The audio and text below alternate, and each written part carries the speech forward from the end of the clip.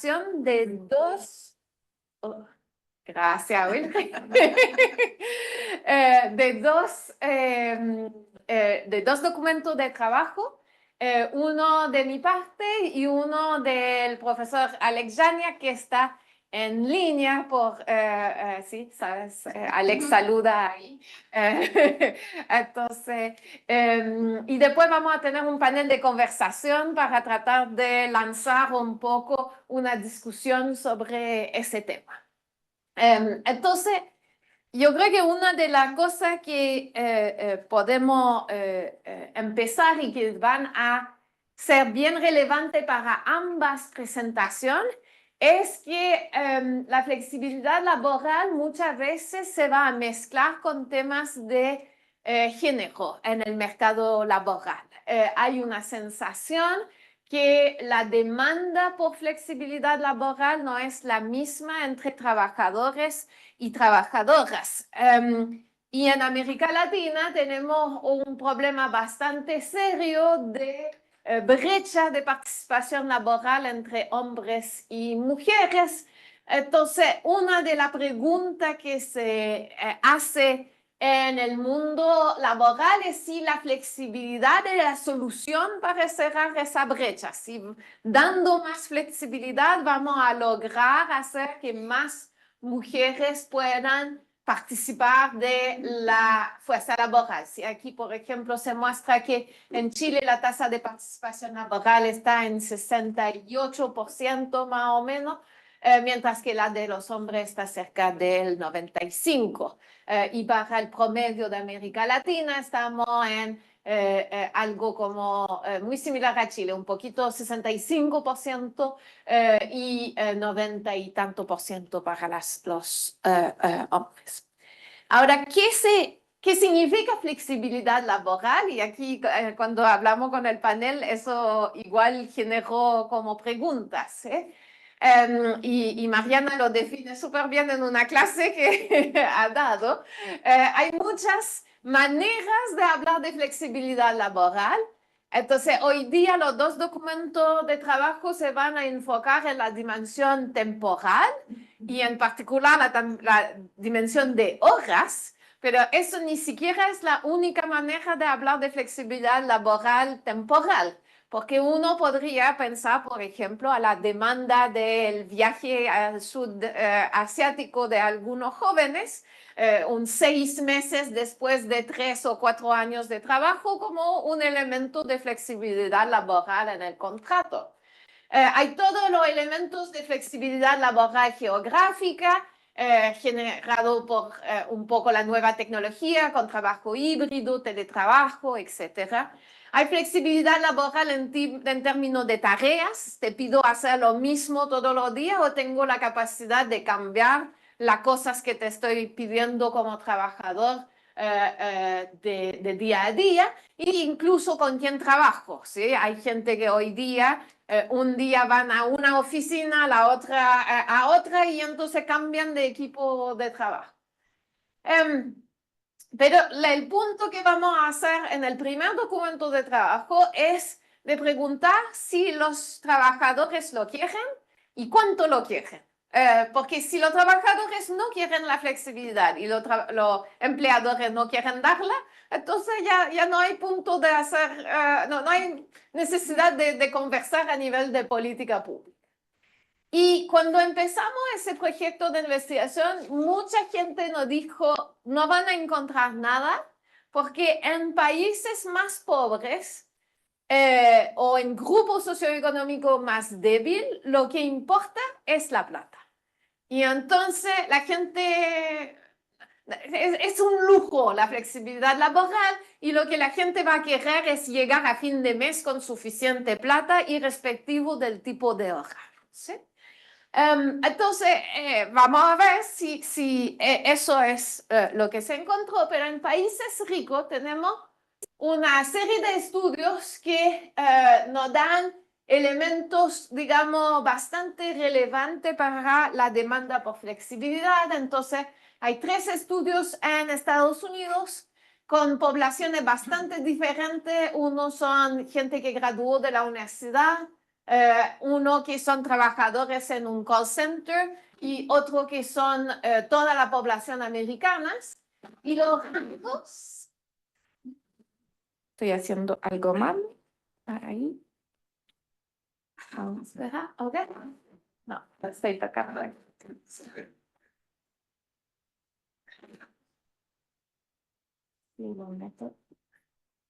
Ok, entonces la estimación que se había hecho antes de nuestro estudio en ese contexto eran más o menos 7 a 9% para el primero y el último, pero el último en cuenta que los hombres y las mujeres tienen disposición a pagar por flexibilidad horaria más o menos igual, mientras que el primero en cuenta que solamente las mujeres están dispuestas a pagar por eso. Y finalmente, y Paley encuentran que no es solamente que hay diferencia entre hombres y mujeres, pero hay la mediana, el trabajador mediano no quiere pagar, pero hay gente que están dispuestos a pagar hasta 10%. Entonces hay mucha diversidad incluso adentro de un género en cuánto quiere pagar. Y el único estudio que se tenía al momento de hacer el nuestro en un país más pobre era China, pero eran con trabajadores del IT en una plataforma de búsqueda de trabajo que tiene un mundo muy diferente en términos de ingresos y de manera de trabajar. Y encontraban que igual estaban dispuestos, solamente las mujeres casadas estaban dispuestas a pagar por flexibilidad en ese contexto. Que para los trabajadores de IT en China, las mujeres casadas son una fracción bien chiquita de los trabajadores. Entonces nosotros fuimos a un otro mundo, al mundo de mujeres de medio y bajo ingreso en Colombia, en particular en Bogotá, porque tuvimos la colaboración de la Casa de las Mujeres de Bogotá, que nos permitió hacer ese estudio donde hicimos un taller de búsqueda de trabajo con esas mujeres, le ayudamos a hacer un CV y le dijimos, te vamos a encontrar avisos de trabajo reales que machean tus preferencias no explica lo que tú estás buscando. Entonces le hicimos jugar en un laboratorio con avisos para que nos dirían, ese es el aviso que me gusta más que ese. ¿Sí? Eso es la idea. Y lo que encontramos es que el promedio, ¿sí? Las mujeres en ese lugar estaban dispuestas a pagar 20% del sueldo mínimo para obtener un tiempo completo flexible, un contrato de 44 horas, pero donde le explicábamos que podía negociar semana a semana con su empleador en qué momento trabajaba esas 44 horas. Perdón, dispuesta a renunciar un 20%. Exactamente. Okay. A recibir 20% menos sueldo para obtener ese tipo de contrato. Y después también ofrecimos tiempo parcial, 22 horas sin flexibilidad. Y ahí están dispuestos a sacrificar 25% del sueldo mínimo, pero trabajan 22 horas, entonces trabajan la mitad del tiempo. Si lo calculamos en disposición a pagar por hora trabajada, no está dispuesta a pagar nada, ¿sí? No están dispuestas a sacrificar ni un peso del sueldo horario, sino que demandan recibir un sueldo horario mayor para ir a un contrato parcial. Y finalmente a nosotros nos parecía interesante combinar los dos, pero a nuestras participantes para nada. Odiaron el contrato de tiempo parcial que era flexible. Dijeron, la única manera que yo tomo ese contrato es si me paga una tonelada de plata adicional para tomarla. Y cuando hicimos focus para saber de por qué eso era, decían que sentían que no iba a ser respetado. Entonces, que con flexibilidad, 22 horas se transforma en 30 y 35 más fácilmente, mientras que sin flexibilidad, las 22 horas se van a cumplir. Ahora, ¿por qué quieren flexibilidad? ¿Sí? Entonces, nuestra hipótesis era que las mujeres estaban dispuestas a pagar porque necesitaban tiempo para hacer otras tareas relacionadas a su hogar, pero era también posible, como nos decía la gente, que finalmente la flexibilidad es un bien de lujo y la gente simplemente con más recursos iba a ser dispuesto a pagar.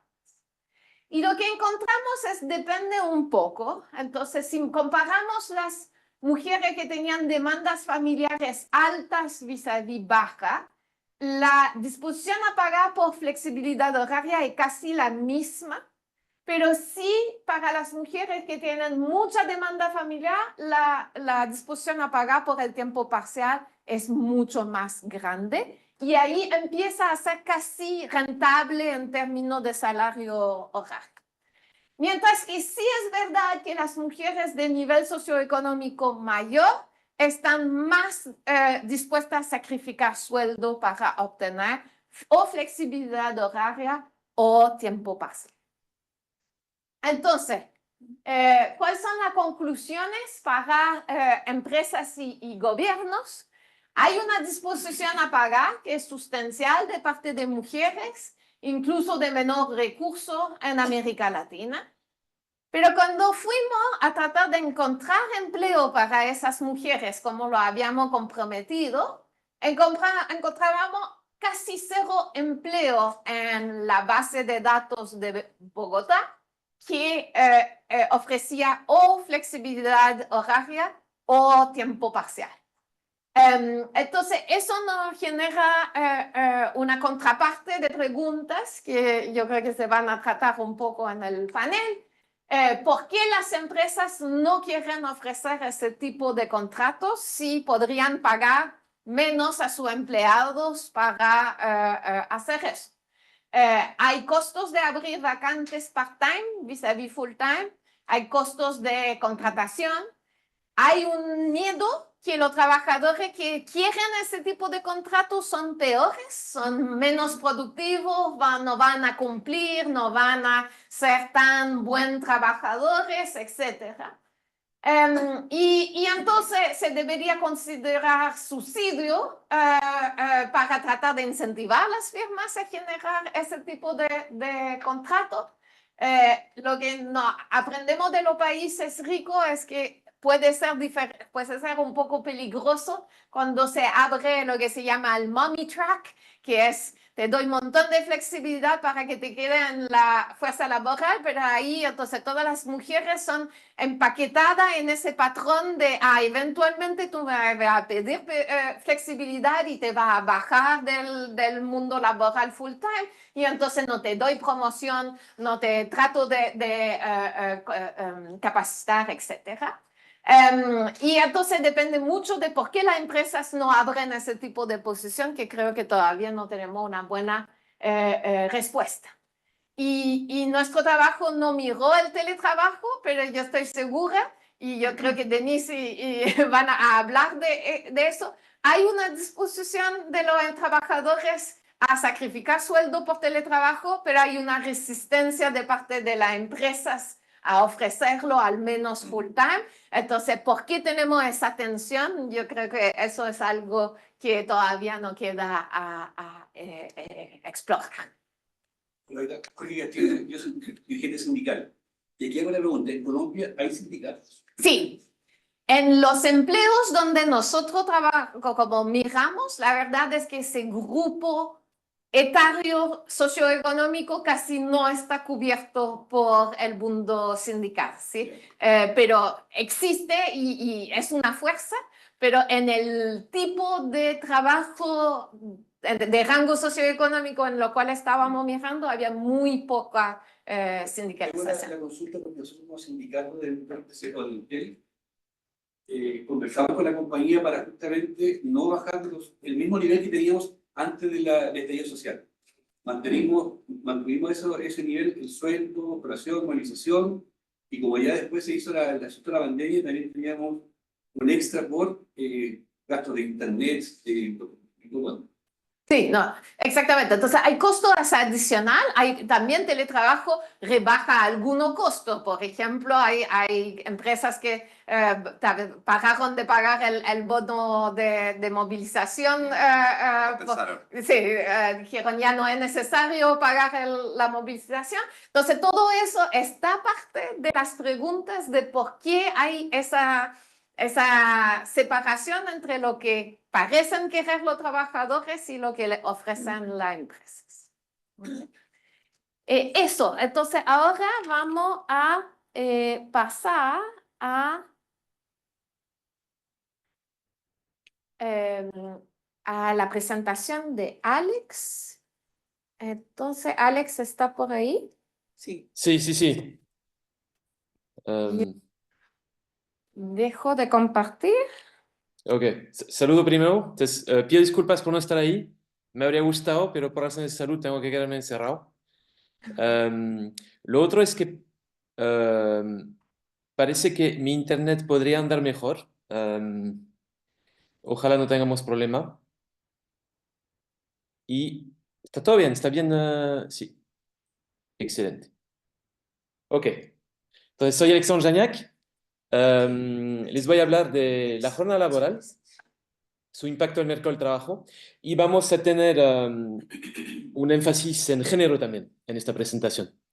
Entonces, otra temática, aunque relacionada, pero mismo acento. Entonces, miren, entonces es un trabajo que hemos hecho con una alumna de la facultad, Emilia Vicuña, y la motivación es la siguiente.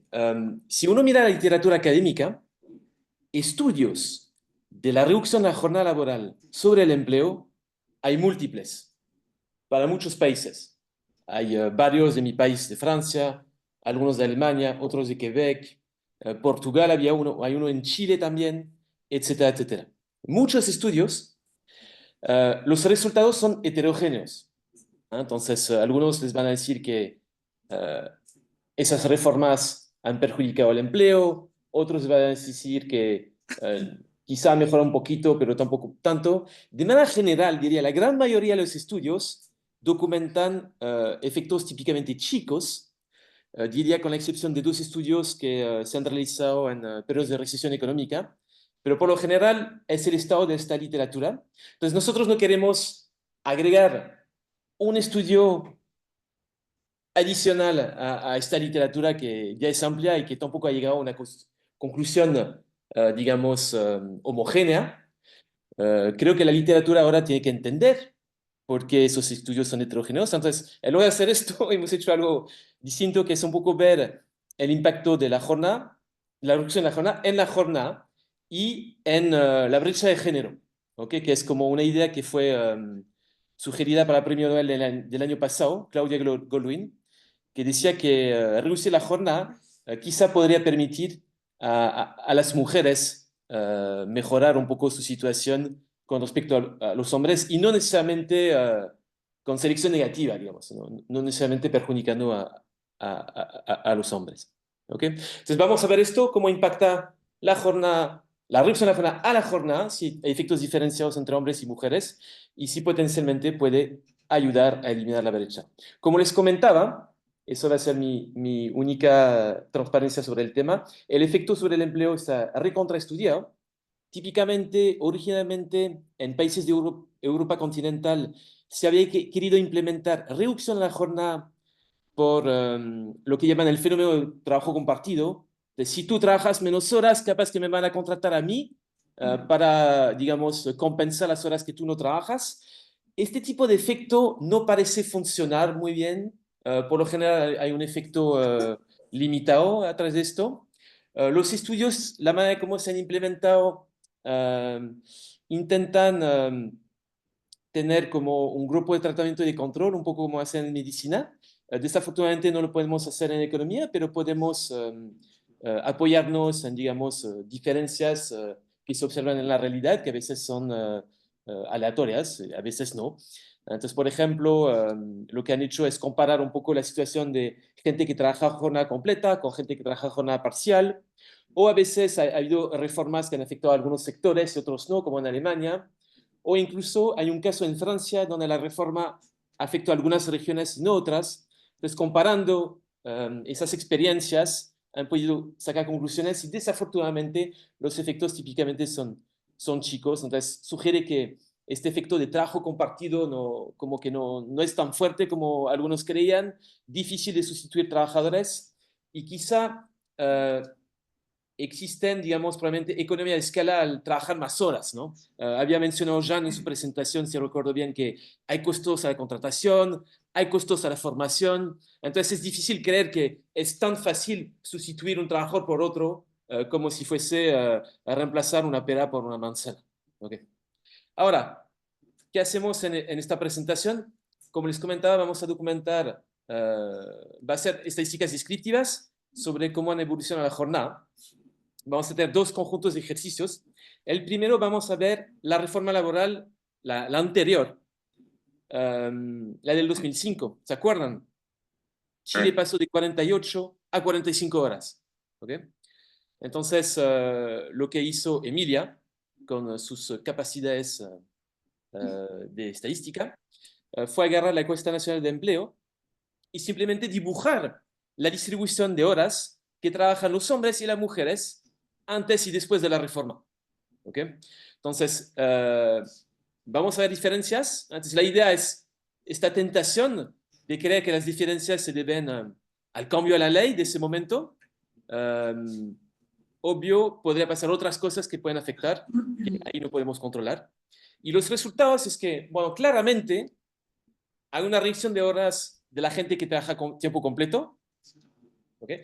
Lo cual no es necesariamente obvio, porque uno podría pensar, por ejemplo, la informalidad podría aumentarse, o puede haber renegociación entre el trabajador y la empresa. Entonces, por ejemplo, lo que se dice, ¿no? La expresión, echa la ley, echa la trampa, ¿no? Uno podría decir, pero la empresa quiere que trabaje 48, la ley me dice que trabaje 45, ¿puedo trabajar 3 horas extra?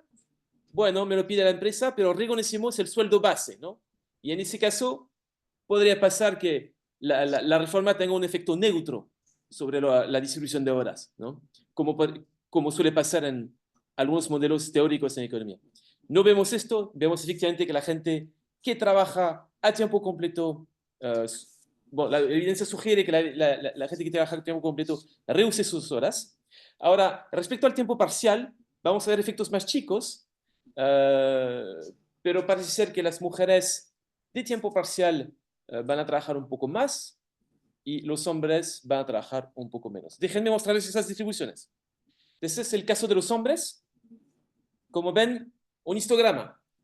Cada barra, su tamaño, representa una fracción dentro de la población empleada de horas que se trabajan. Entonces, por ejemplo, y tenemos dos distribuciones, la del 2004 y la del 2005. Entonces, la roja es la del 2004, la azul es la del 2005. Si miran la roja, por ejemplo, en la ventana de horas de 48 alrededor, vemos que en el 2004 alrededor de un 20% de los hombres trabajaba este monto de horas, ¿no? Lo cual nos dice la moda. ¿Okay? Vemos que en 2005 esta moda cae. ¿Okay? Claramente es el efecto de la reforma. Y respecto a la gente de tiempo parcial, un efecto menor, pero se observa, por ejemplo, que hay un poco más de masa en los rangos inferiores que solía haber antes. ¿Okay? No es muy grande, pero sí se observa un aumento en la cantidad de horas, digamos, un aumento en la cantidad de hombres que trabajan esas horas en esta parte de la distribución. Respecto a las mujeres, pasa algo parecido. La moda se corre hacia la izquierda y sube en tamaño, ¿no? Entonces hay como más mujeres que trabajan tiempo completo. Y lo interesante también es que cuando uno mira a las de tiempo parcial, parece haber menos masa en esos rangos más inferiores. ¿Okay? Entonces diría, el efecto principal es claramente esto de pasar de 48 a 45 para gente que trabaja de jornada completa. Quizá hay algún efecto diferenciado sobre la gente de tiempo parcial, aunque se ve como marginal. Ok, entonces esto es la reforma del 2005, impacto sobre la jornada. Ahora, ¿qué pasó con la brecha de género? Entonces, ¿por qué hacemos esta pregunta? La premio Nobel, creo que del año pasado, Claudia Goldwyn, ella sugiere tal posibilidad para Estados Unidos, que la reducción de la jornada podría mejorar la situación de las mujeres con respecto a los hombres. Y la idea de ella es la siguiente. Va documentando que cuando los trabajadores y las trabajadoras son jóvenes, cobran más o menos lo mismo en promedio.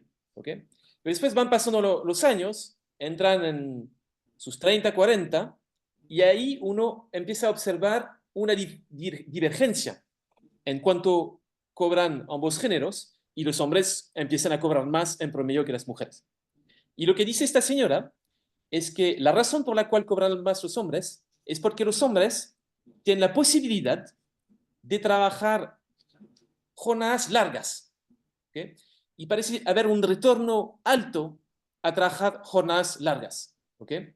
Entonces, hay un retorno en el sentido de que como uno trabaja más horas va a ganar más, claramente, pero además el salario por hora, ella muestra que suele incrementarse también con la jornada. ¿Okay? Entonces, en ese sentido, los retornos a trabajar jornadas largas son importantes, y sugiere ella que esto explica parte de la brecha de género.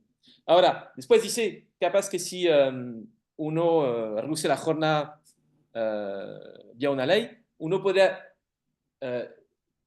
reducir esta diferencia entre hombres y mujeres. Entonces queremos ver si esta idea se cumple en los datos.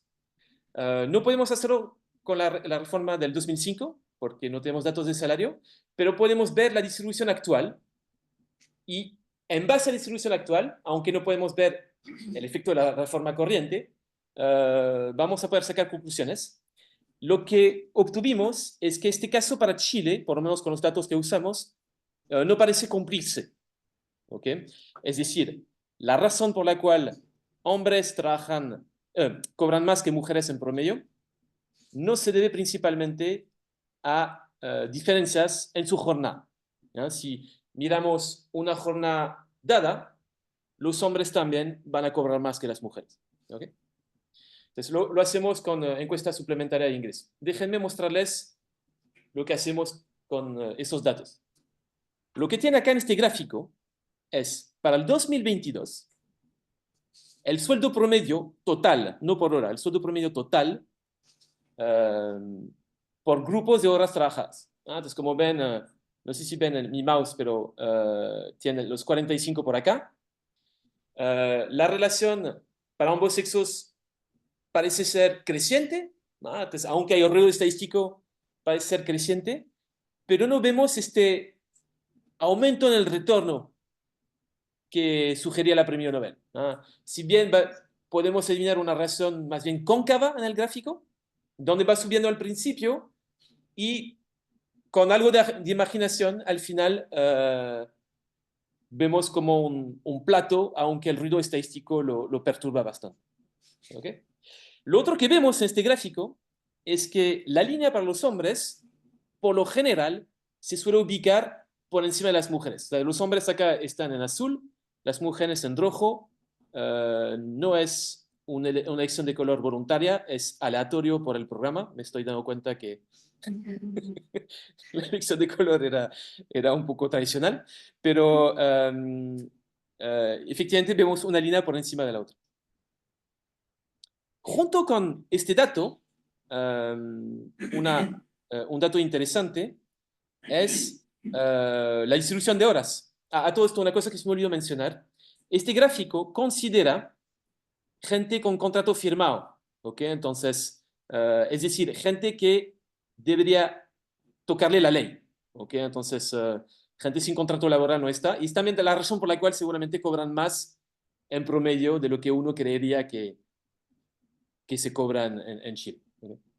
Déjenme mostrarles la distribución de horas. No se ve tan distintas para gente con trabajo. Sí, es cierto que se ve que hay menos mujeres que trabajan 45 horas y hay como un poco más en tiempo parcial, ¿ok? Pero no hay una diferencia muy grande si uno piensa en los gráficos anteriores que les había mostrado. Ahora, el ejercicio que podemos hacer es calcular la brecha e intentar descomponer esta brecha si es que se debe, volviendo para atrás, a diferencias en este gráfico o si se debe a diferencias en este gráfico, ¿ya? La idea es que la brecha lo que va a hacer es comparar dos salarios promedio. Entonces, esos datos nos dicen el ingreso promedio de los hombres es de 920 lucas, ¿ya? El ingreso promedio laboral de las mujeres es 730 lucas, ¿ok? Eso es una diferencia de alrededor del 20%. ¿Ok? Este 20% lo podemos intentar cambiar. Hacernos la pregunta, por ejemplo, ¿cuánto sería la brecha si es que en lugar de tener la jornada de las mujeres tuviesen las jornadas de los hombres? Es decir, que cuando calculo mi salario promedio, vuelvo a este gráfico, no voy a considerar la distribución de las mujeres, como se ve ahí en azul, sino que voy a calcular un salario promedio ficticio, que sea el promedio que tendrían si es que uno considerara la distribución de los hombres. Y después voy a hacer el otro ejercicio, al revés, que es que mantengo la jornada de la mujer, pero me voy a ir al otro gráfico y en lugar de darles los sueldos en rojo para las mujeres, les voy a dar los sueldos de los hombres, ¿ok? Y voy a calcular esos dos promedios y ver cómo cambia la brecha, ¿ok? Y entonces, bueno, ya en cierta medida lo vieron los gráficos, ¿no? Pero si corregimos la diferencia en jornada, ¿eh? Si le damos a las mujeres la distribución de horas de los hombres, la brecha pasa del 20,4% a 17%. Entonces cae un poquito, pero no cae mucho. Por otro lado, si calculáramos un sueldo promedio para las mujeres, usando los sueldos promedio de los hombres y manteniendo la distribución de horas de las mujeres, la brecha sí caería al 2,7%. ¿Ok? Entonces, ¿qué concluimos? Que esta idea que se observó para Estados Unidos, que documentó la premio Nobel, de que gran parte de la brecha en Estados Unidos se debe a una diferencia de jornada, los datos que estamos usando sugieren que no se aplica para Chile, ¿no? Es más bien diferencias en sueldo dentro del mismo tipo de jornada. ¿Okay? Dicho esto, vemos difícil que la reforma que afectaría el tamaño de la jornada pueda afectar la brecha de género. ¿Okay? Conclusión. ¿Ya? Entonces, hemos dicho un montón de cosas. Parece ser que la reforma del 2005 permitió a las mujeres que trabajan en tiempo parcial trabajar un poco más de horas. Los hombres trabajaron de tiempo parcial un poco menos de horas. Entonces, quizá podría haber algún fenómeno de trabajo compartido, aunque era bastante chico en tamaño.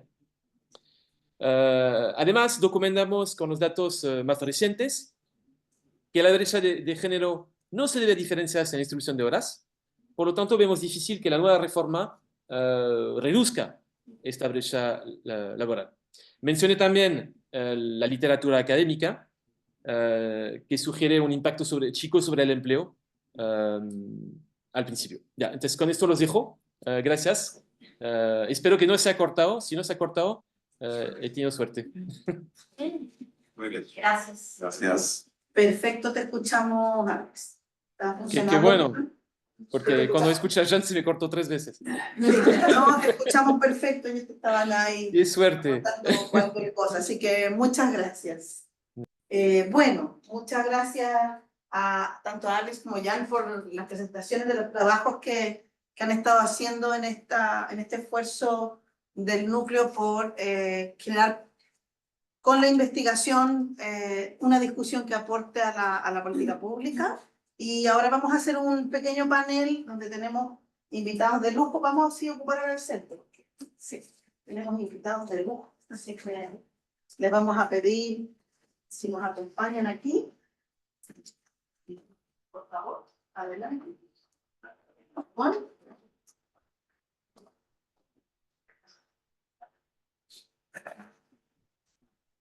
Como tenemos un micrófono para que se grabe, vamos a tener que ir pasando el micrófono. Sí, por eso no me lo voy a colgar.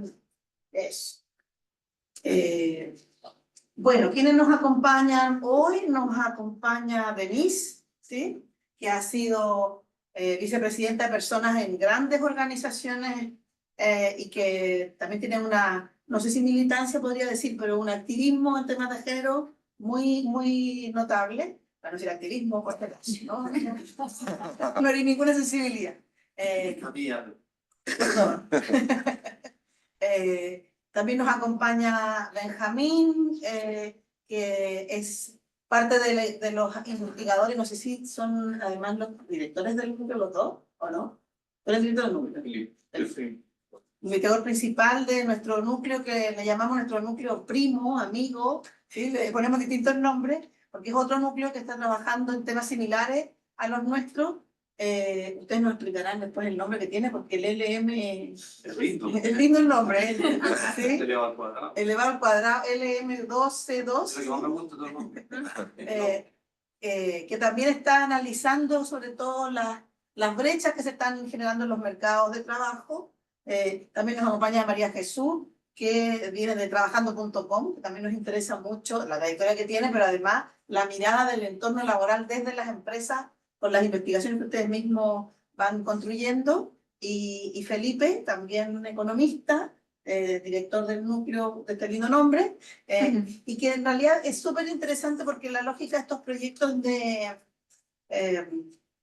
PME se llaman estos proyectos, con los que hacemos estas actividades que son de proyección hacia el entorno de la investigación que se genera en los núcleos, tienen la gracia de que podamos estar conversando a distintos actores, no solo el mundo académico encerrado entre nosotros mismos hablando, y pues también agradecemos mucho la presencia, que aunque sea poca, es de muy buena calidad, porque claro, contar con dirigente sindical, con un ex subsecretario, con estudiantes de pre y posgrado, nos enriquece mucho también las miradas para la conversación.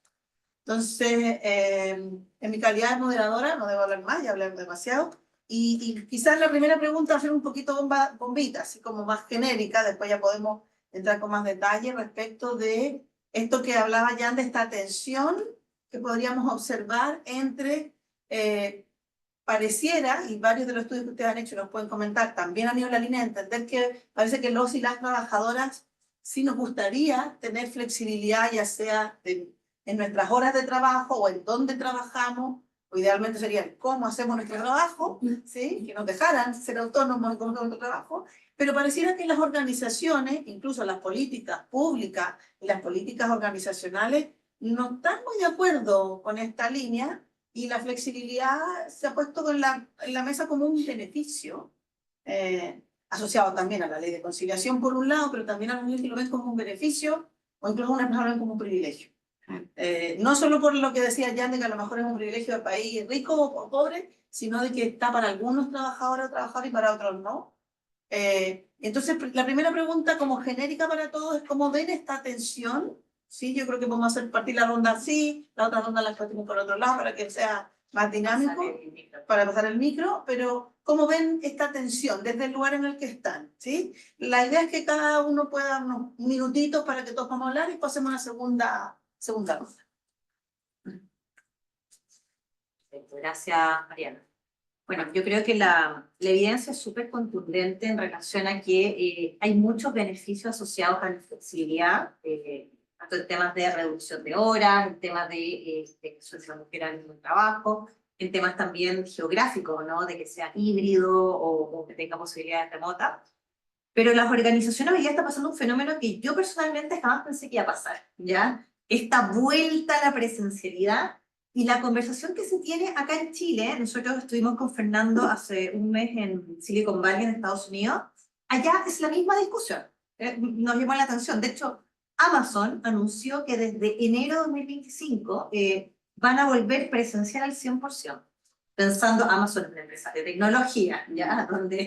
Fue donde nace principalmente, ¿no? Reconocer de que hoy día había nuevas formas de trabajar y de que ya las tecnologías permiten trabajar desde cualquier parte. Y eso creo que la explicación tiene que ver con mindset, tiene que ver con cultura y tiene que ver con liderazgo. O sea, hay un tema donde quienes están tomando las decisiones, los gerentes generales, ¿verdad? Los altos ejecutivos, están buscando volver a la presencialidad, pese a reconocer toda esta evidencia, ¿ya? LinkedIn hizo un estudio a lo largo de 2 años donde revisó todas las ofertas de empleo y revisó que 10% de esas ofertas eran de trabajo remoto, 100%. Recibieron 40% de todos los postulantes. O sea, la base de postulantes fue enorme. Los cargos que se declaraban expresamente híbridos, que eran 13% en total, recibieron 20% de las postulaciones. O sea, tú puedes acceder a mucho más talento. ¿Ya? ¿Cuáles son las razones por las que los líderes toman esto? Yo creo que hay algo que no se ha hecho en ninguna parte y que sí hubieron tal vez algunas malas prácticas que se generaron, ¿ya? En ese periodo, y eso yo nunca lo he visto publicado en ningún medio. Ya te lo digo más desde mi experiencia interna. ¿Qué pasó? Ante la voluntariedad de volver, hubo segmentos que no volvieron, ¿ya? ¿Y qué pasó? Los segmentos que no volvieron fueron principalmente segmentos más de nivel administrativo operativo. ¿Por qué? Porque es caro, obviamente. O sea, para mí es mucho más barato quedarme trabajando remoto desde mi casa, no tener que pagar micro, metro, desplazamiento, tener que delegar cuidado a mis hijos. Entonces, hay una serie de casos así, o personas que tuvieron dos empleos, ¿ya? Que encontraron otro empleo. Entonces, yo creo que eso fue parte, que no nunca lo he visto escrito ni publicado en ninguna parte, de por qué, pero también hay un tema de control, de mirar. Hay un tema de traspaso de cultura, que yo creo que igual se puede hacer en ambientes híbridos, ¿ya? Pero esto es una discusión viva completamente, y creo que el mundo del trabajo esto lo va a tener que resolver. Porque si no, las empresas hoy día están perdiendo ventaja competitiva, ¿ya? Porque no están accediendo al pool de talentos que podrían tener. Gracias. Bueno, primero, gracias por la invitación y por la posibilidad de compartir ideas acá. Efectivamente, creo que el tema de la flexibilidad laboral está en el escenario. La pandemia nos dejó esto muy claro, ¿cierto? Forzosamente, las personas tuvieron que buscar, las personas y las organizaciones buscaron nuevas formas de organizar el esfuerzo laboral, ¿ya? Ahora creo que es importante reconocer cómo esto varía en distintos puntos del mercado laboral, ¿ya? Las ocupaciones y los sectores económicos tienen realidades muy diferentes. Es muy distinto la discusión que podemos tener en una empresa que la actividad está basada muy básicamente en tecnología, trabajo de escritorio, podríamos decir, versus actividades productivas que requieren presencialidad de manera muy clara, como manufactura, construcción, transporte, cosas así. Entonces, naturalmente, ahí el tema, digamos, la discusión se vuelve un poco más compleja, ¿ya? En términos de que el impacto que esto tiene en la economía es diverso por la diversa composición que tienen las distintas economías en sectores, en ocupaciones, etc. Y lo que podemos mirar también es un poco el aspecto regulatorio, porque lo que trataba la segunda presentación, puede tener un rol, ¿cierto? Hoy día tenemos una regulación que fue aprobada hace poco más de un año atrás, ¿cierto? Que nos pone un calendario de reducción de jornada laboral en los próximos años y con algunas formas diferentes, ¿cierto? De organizar las horas de trabajo en un cierto número de días, ¿cierto? Basados en promedios mensuales de horas, etcétera, y esto sin duda que tiene un impacto, ¿ya?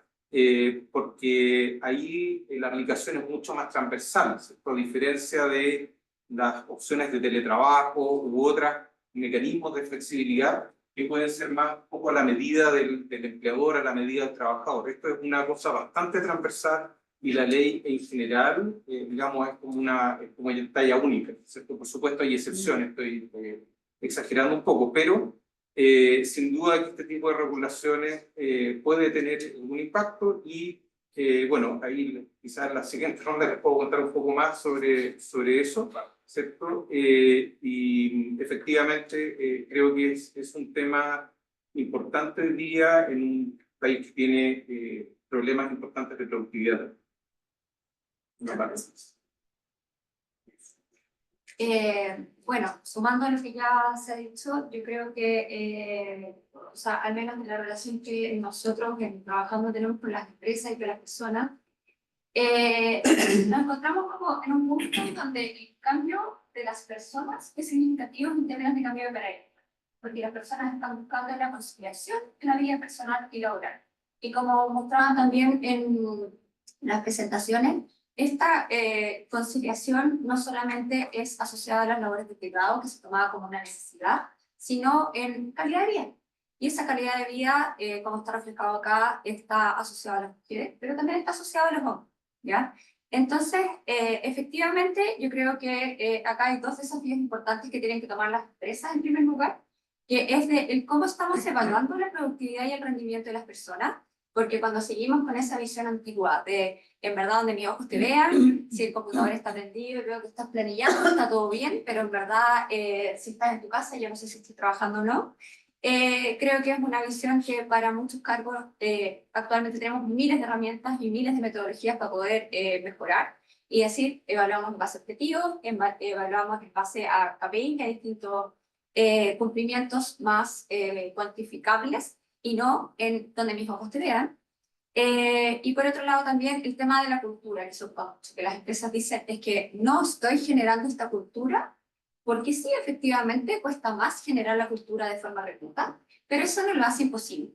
Y efectivamente tenemos que entender cuál es la nueva forma de poder generar esto, de decir, bueno, los haré ir de vez en cuando a la oficina, haré presenciales, o sea, actividades que sean online, pero que sean más de formación de equipo, team building, etc.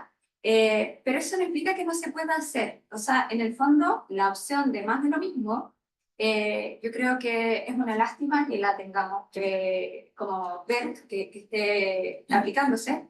Y sobre todo cuando las personas les dicen, vamos a volver, porque sí. No hay tampoco como grandes razones que uno diga, mira, efectivamente, porque vemos que esto no está funcionando, por tales razones. Muchas empresas volvieron porque fue como, bueno, se acabó la pandemia, entonces ¿por qué seguimos teletrabajando o por qué seguimos en esta modalidad? Por otro lado, igual, como comentaba Benjamín, efectivamente la flexibilidad en general no aplica para todo tipo de cargo. Ahí ya te había comentado que tenía algunos datos que les puedo comentar después, pero también tenemos que tener cuidado en cómo esto no termina siendo este beneficio que tú mencionabas y no termina siendo algo de las élites. Que finalmente cuando yo soy profesional, cuando tengo posgrado, cuando tengo cargos de subgerentes hacia arriba, puedo tener mayores beneficios de conciliación, pero para los niveles inferiores de educación y de jerarquía, nos vamos encontrando que es una clase laboral mucho más deteriorada, con menos beneficios y menos capacidad, menos derechos de poder conciliar la vida laboral y personal. Entonces, yo creo que en el fondo la resistencia al cambio nos está pesando tremendamente y como minimizar lo que los colaboradores actualmente. O sea, nosotros tenemos dentro de este mismo estudio que les comentaba por el correo, hicimos una encuesta a más de 12.000 personas y 8 de cada 10 personas están buscando pega, y de esas personas, 1 de cada 2 tiene una pega actualmente. Entonces, en el fondo también llega un punto que es como, bueno, queremos retener el talento, queremos mantenerlo, queremos elegir el mejor talento, o por no cambiar y no evolucionar, vamos a perderlo porque en el fondo no estamos dispuestos a ese desafío. Gracias. Bueno, en cuanto a Estados Unidos, lo que está haciendo la gente con su tiempo libre es jugar golf. ¿Ah? La evidencia elocuente de esto, hay un profesor de Stanford, Nick Bloom, que es un experto en productividad, y muestra que lo que hacen los americanos en su tiempo cuando trabajan de casa es ir a jugar golf. ¿No? O sea, no es broma. En reemplazo de... En vez de No, esa es la belleza de la belleza. No es su tiempo libre, a la hora del almuerzo. El uso de los campos de golf aumentaba enormemente a tasa indicada, y hay dos grupos, aquellos que juegan golf y son mucho más productivos y aquellos que juegan golf y son más productivos. Los que son mucho productivos son aquellos que van a jugar golf y después trabajan, recuperan la hora, y después están los que juegan golf y no recuperan. Pero en promedio esto significa una productividad de 50%. Entonces, ahí hay un dilema, Porque a las empresas les molesta que los tipos jueguen golf si son más productivos. ¿Cierto? Porque al chileno le molesta que la gente se quede en la casa sea más productivo, cuando la pregunta es más productivo. Mi respuesta es probablemente no. Y tiene que ver con una cultura de trabajo chilena y la falta de capital humano. Hay dos diferencias importantes que puede desarrollar y uno como este. La calidad del capital humano y la noción del trabajo. Por supuesto, en un país sajón, la noción del trabajo enaltece al ser humano. Nadie piensa que el trabajo es una obligación, un castigo, ni por esta cosa. En un país de origen católico como el nuestro, el trabajo se ve como una carga, un castigo. Yo tengo que trabajar, qué espanto para mantenerme, qué cosa más terrible. En cambio, en otros países no. Por lo tanto, indudablemente, en los países como la católica, ¿cierto? Los sajones, hay que controlar a la gente mayor. Más. Y segundo, tienen peor capital humano y hay la noción de responsabilidad del trabajo está asociada al nivel de capital humano. Por lo tanto, no me extraña que las empresas de Latinoamérica sean renuentes al trabajo online, porque dudo que tengan los aumentos de productividad que tienen las empresas americanas. O sea, lo otro, que el hecho que las empresas no se ajusten, te dice algo. Si nadie se ajusta, ¿por qué me voy a ajustar? No hay ninguna pérdida de talento, como ustedes dicen. Discrepo con ustedes. La pérdida de talento se produciría si hubiesen empresas dispuestas a la flexibilidad y otras no, y por lo tanto los mejores trabajadores, entre comillas, asumiendo que son los mejores trabajadores los que buscan la flexibilidad, que tampoco lo sabemos, porque podrían ser los más flojos los que buscan flexibilidad. Suponiendo que son los mejores los que buscan la flexibilidad, si hubiera empresas que ofrecieran la flexibilidad y otras no, claro, esas pierden talento. Pero si el status quo es que nadie ofrece flexibilidad, nadie pierde talento. Por lo tanto, no hay costos tan grandes de no ofrecer flexibilidad en un mercado laboral que no la ofrece. ¿Me explico, no? Si todas las empresas se comportan igual, todos se quedan en su status quo. Entonces, no es tan fácil ver qué está ocurriendo en un país como el nuestro, donde la empresa no ofrece flexibilidad, donde hay muchas diferencias de capital humano entre unos niveles de trabajo y otros. Entonces, no es tan extrapolable la lógica de los países desarrollados a los países latinos, donde el capital humano es pobre, donde las empresas son rígidas, donde la gente no hace buen uso de sus horas libres, ¿no es cierto? No se van a jugar golf, ni se van a hacer deporte, ni se van a la biblioteca. Entonces, hay que tener cuidado con hacer estas extrapolaciones de lo que pasa allá y de lo que pasa acá, lo mismo con las políticas. No es tan fácil y mala práctica, perdónenme, que les diga que tienen los latinos de pensar que copiar lo que se hace en Europa, en Chile, es una muy mala idea, ¿cierto? En general, hay que entender bien la cultura de los latinos, hay que entender bien el origen que tenemos y en el nivel que estamos en términos de desarrollo humano, de responsabilidad y un montón de cosas, antes de pensar que tenemos que copiar, mirarlo, por supuesto, copiarlo, mucho más cuidado. Sí, yo como que no estoy tan de acuerdo con Se me quedó mía. cómo se mira el mundo desde acá. Yo un poco y yo soy golfista, así que yo juego con todo lo que puedo en mi tiempo. ¿De los productivos o no productivos? No, soy de los poco productivos, soy de los poco productivos, sí, pero llegué a las 6 de la mañana y parto a las 7. Pero súper interesante esta primera ronda porque nos permite efectivamente ver distintos puntos de vista y ver una reflexión de que efectivamente hay una tensión entre lo que las organizaciones en este minuto están pensando que quieren que ocurra con sus trabajadores y lo que está ocurriendo desde la perspectiva de los trabajadores y las trabajadoras, que pareciera que hay cierto consenso, que hay mucha gente que sí quiere un tipo de trabajo más flexible, por lo que planteas tú, de que la necesidad de conciliar vida personal con vida laboral parece ser más relevante hoy de lo que pudo haber sido para las generaciones que son más mayores, donde el trabajo era muy central. Los psicólogos estudiamos la centralidad del trabajo y ya no tan central. Igual a mí me parece muy bien. Sí. Me parece muy bien que haya vida después del trabajo. ¿Sí? Yo solo agregar un dato curioso en esta conversación. Yo empecé mi doctorado hace 20 años atrás y en el primer año tuve un curso que se llamaba Equipos de Trabajo Híbridos, Equipos de Trabajo Virtuales. ¿Sí? Ramón Rico, el profesor, que ya venía investigando eso. Es decir, no es nuevo el trabajo virtual. ¿Sí?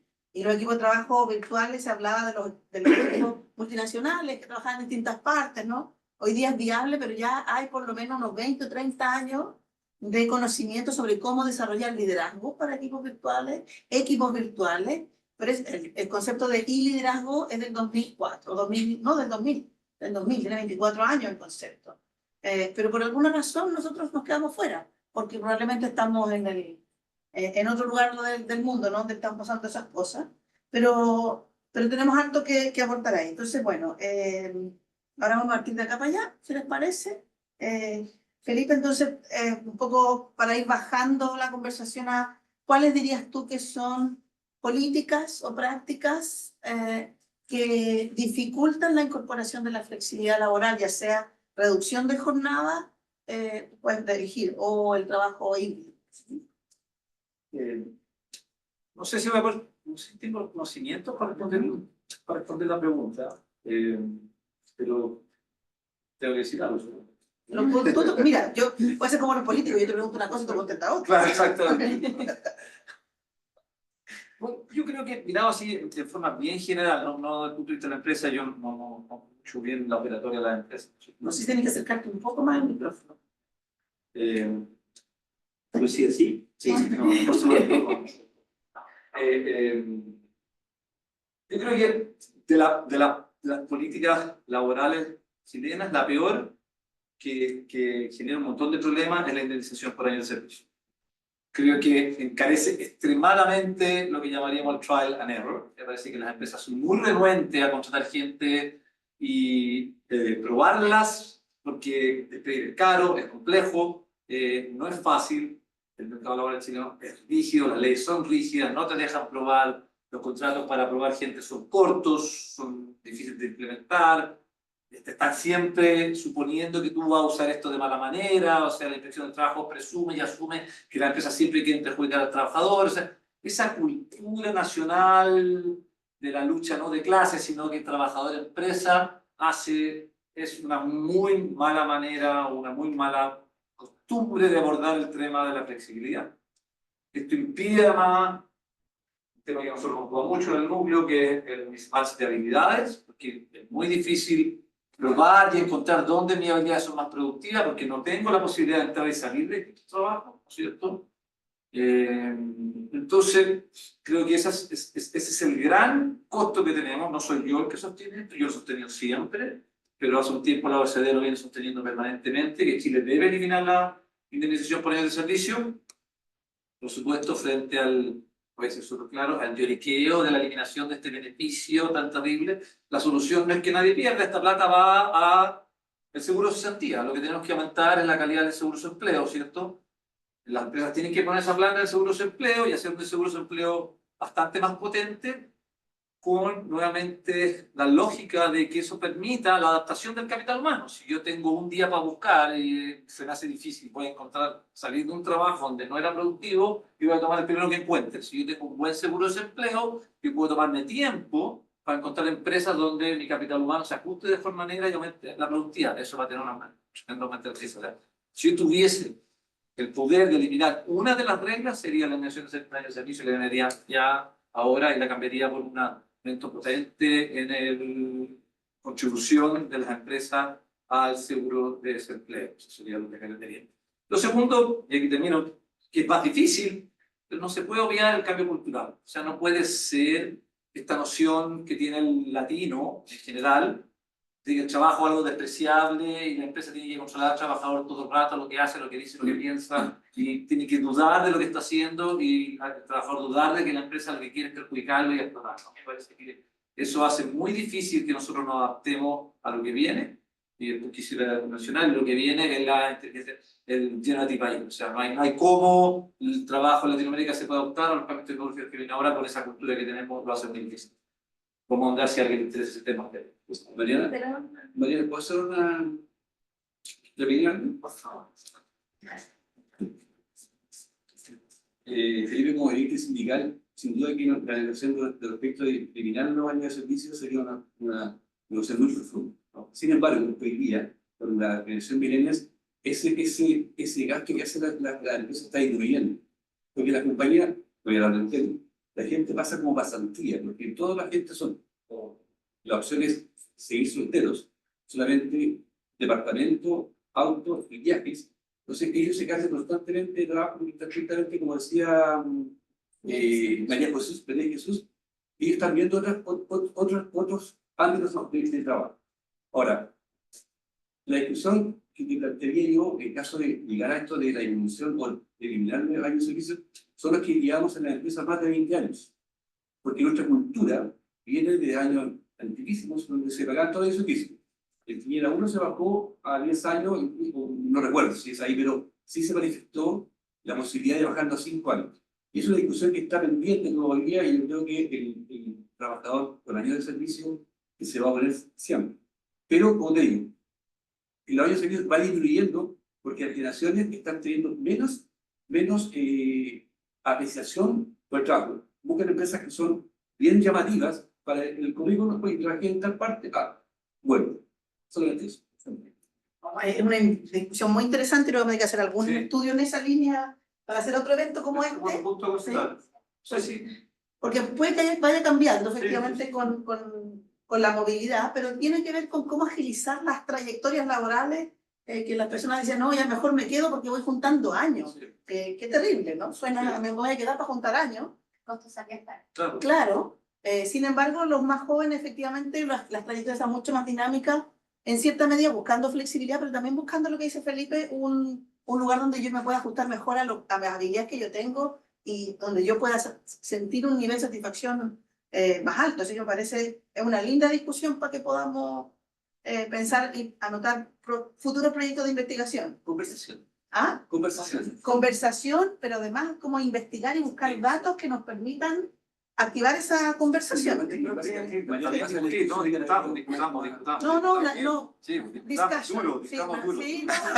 No le tenemos miedo a una discusión en el sentido. Con la ley Karina arriba de la mesa. Ningún problema, ¿sí? Cambiando un poquito de tercio, no porque no sea el tema interesante, sino porque María Jesús, ¿cómo ves tú que las medidas de flexibilidad y esta atención de la que hemos hablado tiene impacto, por ejemplo, en las trayectorias femeninas o en el desarrollo de carreras de las mujeres, a propósito también de algunos elementos que ustedes han estado investigando en esa línea? Gracias.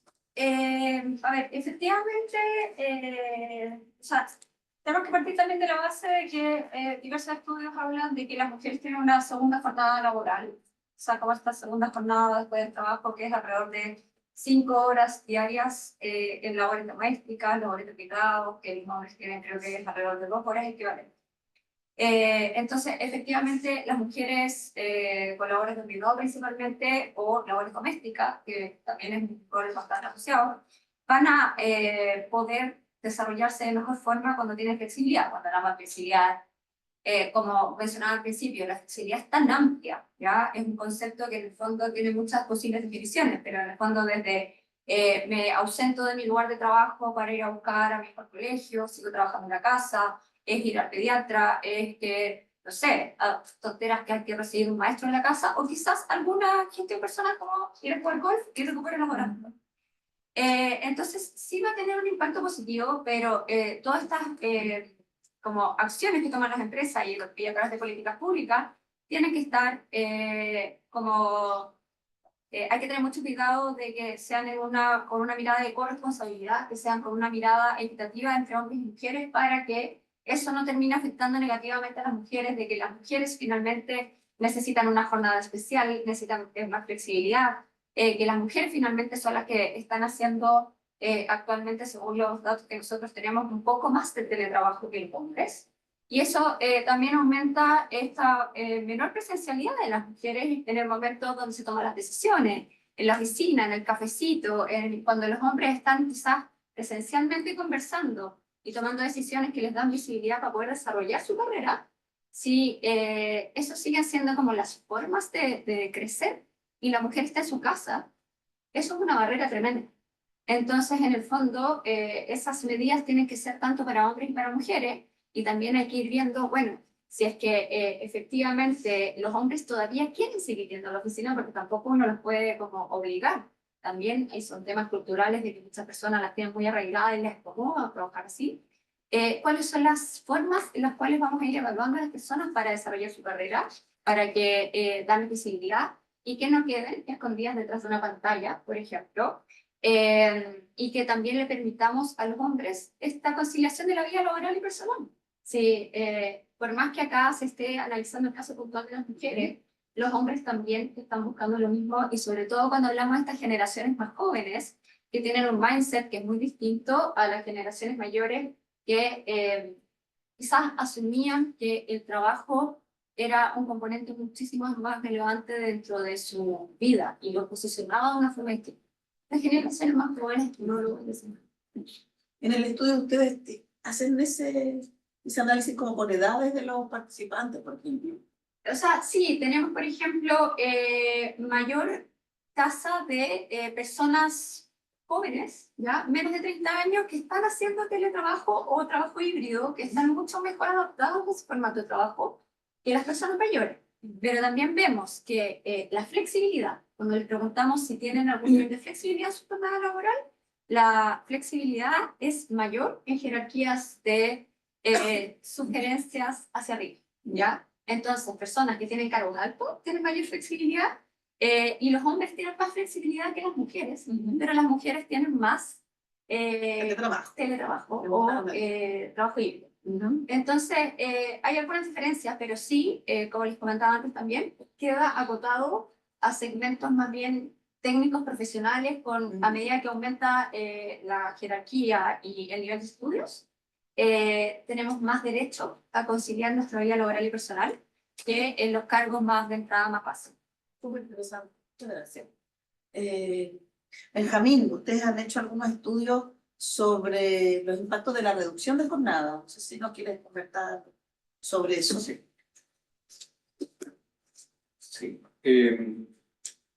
Bueno, hay digamos, un estudio que nosotros realizamos junto con Mauricio Tejada, que es investigador también de nuestro núcleo, digamos, en el 2019, cuando quizá el tema de reducción de jornada laboral estaba en su momento más, la discusión era muy visible, digamos, los meses justos previos antes del estallido social. Ahí el entonces presidente Piñera pidió a la Comisión Nacional de Productividad que realizara un estudio acerca del impacto que podría tener la reducción de jornada laboral y a su vez la Comisión Nacional de Productividad me contactó a mí y después a Mauricio, ¿cierto?, para llevar a cabo este estudio, y tenía 4 preguntas bien específicas, ¿ya? ¿Cuál era el impacto que esto tenía en empleo, en informalidad, en salarios y en crecimiento económico? ¿Ya? Nosotros, Contrarreloj, tratamos de hacer el mejor estudio posible y a partir de eso, que fue un estudio muy serio, está publicado en la página web de la CNP desde marzo del 2020. Había una versión incluso que salió en noviembre del 2019, entre medio de tantas... Ni se vio. Claro, un momento en que pasó bajo cuerda en el fondo. Pero, ¿qué mostramos en ese estudio? En principio, más bien me voy a referir porque después nosotros hemos actualizado un poco estos resultados y hemos realizado contrastes. Tal como mencionaba Alex en su presentación, la mayor parte de los estudios internacionales, particularmente en el caso de Francia, Portugal y otros países, tratan de contrastar el fondo el impacto que tiene esto, una reducción de jornada laboral, en personas que supuestamente se ven directamente afectados, ¿cierto?, versus personas que no se ven directamente afectados, pero sin embargo son, comillas, comparables, ¿ya?, como trabajadores de jornada parcial. ¿Ya? Nosotros, al realizar ese ejercicio, encontramos efectivamente, tal como se documenta antes, básicamente que no hay mucho efecto significativo en esto. Pero como un poco la pregunta que estaba en la Comisión Nacional de Productividad en el 2019 nos llevaba a tratar de cuantificar un efecto macroeconómico, ¿cierto?, un efecto general de la economía, particularmente el tema de crecimiento, ¿ya? Y ahí nosotros aplicamos metodologías más bien de tipo lo que llamamos macroeconométricas, es decir, a nivel agregado a la economía, y encontramos que sí hay impactos importantes, ¿ya? Particularmente en ese informe del 2019 encontramos que había un efecto negativo en el Producto Interno Bruto, había un impacto negativo en la productividad. Estoy hablando del cambio que se realizó, el mismo cambio que analiza Alexander en el 2005, ¿ya? El punto es que aparentemente no se notó tanto porque veníamos en una fase de recuperación de la economía en ese momento, por lo tanto la tasa de crecimiento de la economía, en fondo lo que estamos diciendo, crecimos bastante, pero podríamos haber crecido más de no haber tenido esta reforma. ¿ya? En la versión, digamos, actualizada de este estudio, nosotros además nos concentramos principalmente en efectos del mercado laboral, más que del crecimiento, y lo que vemos es que la reforma del 2005 tuvo un impacto positivo en el empleo como un todo, pero esto esconde dos efectos. Uno, una reducción importante del empleo asalariado junto con un aumento importante del empleo por cuenta propia. Es decir, lo que podríamos decir la economía se informalizó, ¿ya? Y sumado a esto, ¿cierto? Contraviniendo un poco la lógica de los estudios previos, nos muestra, por ejemplo, que hay un aumento importante en la duración del desempleo activo, lo cual es como un poco contradictorio con la lógica de los estudios previos, como les decía, porque supone que afecta a un grupo que no está directamente afectado, ¿cierto? La gente desempleada, por definición, ¿cierto? En la lógica de estos estudios, no debería ser afectada por la reducción de horas, no directamente, pero sí indirectamente. Entonces, finalmente lo que nosotros hacemos es tratamos de buscar un modelo teórico, ¿cierto? Que en realidad es un paradigma muy utilizado hoy día para estudiar mercados laborales donde existe desempleo como un fenómeno de equilibrio, modelos de búsqueda, en que esencialmente vemos, ¿cierto?, que esto impacta en el fondo en las negociaciones laborales, porque en las negociaciones esencialmente el salario se determina teniendo en consideración como el costo de oportunidad de la gente, donde hay mejores opciones. Y resulta que el costo de oportunidades ahora es un trabajo donde se trabaja menos horas, ¿cierto? Y por lo tanto eso impacta a todo el mundo, impacta a las personas que trabajan, a las personas al empleo por cuenta propia, etc. El empleo por cuenta propia se transforma en una suerte de posibilidad, ¿cierto?, de extender la jornada laboral o de reducirla como uno quiera, ¿cierto?, de incumplir de alguna manera la norma, ¿ya? Y es importante tener en cuenta que en Chile hoy día la informalidad laboral llega alrededor del 30%, por lo tanto no es menor, ¿ya? No es un impacto menor. Entonces, yo llamaría en el fondo, lo que en el fondo uno ve de estos estudios y con los modelos teóricos de los cuales disponemos es que este supuesto de mirar los grupos que son como directamente afectados, en general es algo que no funciona bien para la economía como todo, y por lo tanto, por lo menos en nuestra humilde opinión, digamos, creo que deberíamos tratar de movernos a mirar los impactos generales que tiene la economía.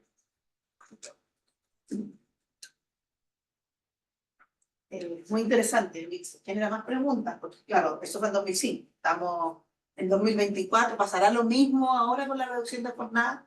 Con 20 años de diferencia, con los cambios culturales que hemos tenido, los cambios generacionales, que lo que tú percibes de que las generaciones más jóvenes en el mercado laboral sí quieren conciliar, a lo mejor sí les gusta más. Es interesante ver que hay que esperar, supongo, ¿no? Tengo que esperar un poquito a que vaya evolucionando el proceso para poder hacer ese análisis. Y ahí, bueno, estarán todos los economistas con los colmillos largos esperando esos datos para hincarle el diente. Denise, tú fomentaste un tema de liderazgo. Creo que por ahí tienes harta experiencia, tanto personal en el ejercicio de liderazgo como en tu interacción con líderes y lideresas en varios temas. Yo quería preguntarte ahí ¿cómo ves tú esta... o sea, entiendo que tú ves que el liderazgo juega un rol importante en esta tensión. ¿Cómo poder hacerle un doble clic a ese liderazgo? ¿Qué tenemos que trabajar o desarrollar en esa línea? ¿Sí?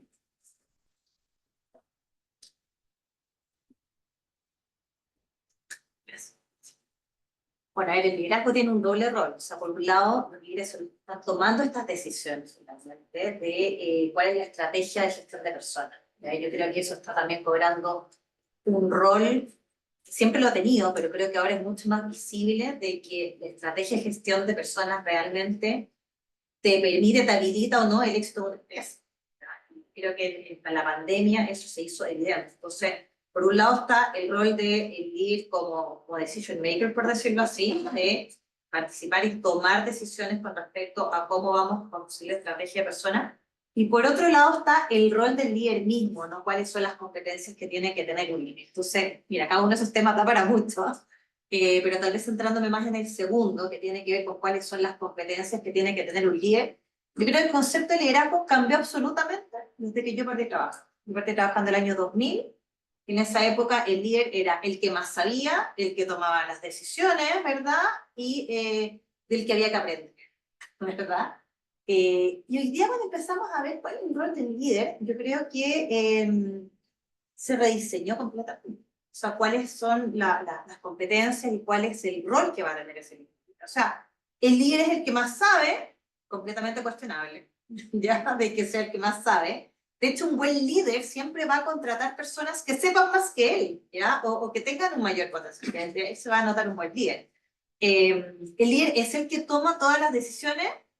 Puede ser, pero esa es una empresa que va a morir en cualquier minuto, ¿ya? ¿Por qué? Porque cuando son solamente los líderes los que toman las decisiones, es muy lenta la toma de decisiones. Y eso también se ha visto en qué pasa con las organizaciones, con los niveles jerárquicos, ¿no? Y hay una tendencia de que las empresas están reduciendo los niveles jerárquicos. ¿Por qué? Porque cuando tú tienes muchos niveles jerárquicos, significa que esa empresa es lenta para tomar decisiones. ¿Por qué? Porque el que está más abajo tiene que preguntarle al jefe, el jefe del jefe, y entre que suba y baje después la decisión, ya se te fue el cliente a la competencia o ya quedó alguna embarrada. ¿Ya? O sea, hoy día lo que es la mirada de la agilidad, ¿verdad? Habla de cómo empoderamos la base. Y eso también está muy acompañado, impactado por la tecnología.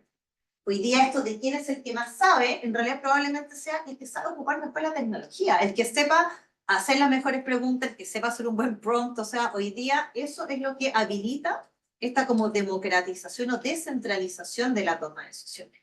Si tú me preguntas quién es líder hoy, para mí el líder ya no es la cajita de la que colgaban otras cajitas, que era como la concepción antigua, ¿no? Para mí el líder es cualquier persona que tenga que movilizar a otros. Y bajo esa concepción, el liderazgo ya no tiene que ver con un rol jerárquico, ¿ya? Sino que el liderazgo tiene que ver con una capacidad de influir en otras personas. Entonces, algo que al final se tiene que desarrollar mucho más extensamente. Entonces, bueno, yo trabajé en Microsoft y Microsoft a mí me gustó mucho el enfoque que le dio a cuál era el rol del líder o este nuevo rol del líder. Y decía, el líder tiene 3 misiones.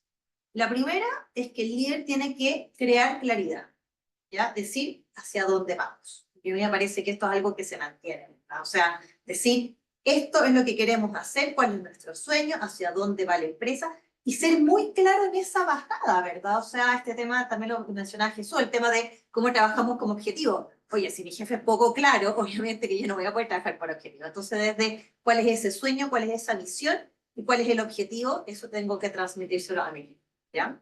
Lo segundo que tiene que hacer un líder es generar energía. De generar energía, habla un concepto bien profundo, ¿no? Porque generar energía no es solamente, oye, cumpliendo mi rol como de líder, oye, ya yo me junto una vez contigo a la semana, veo cómo estás, te hago la evaluación de desempeño.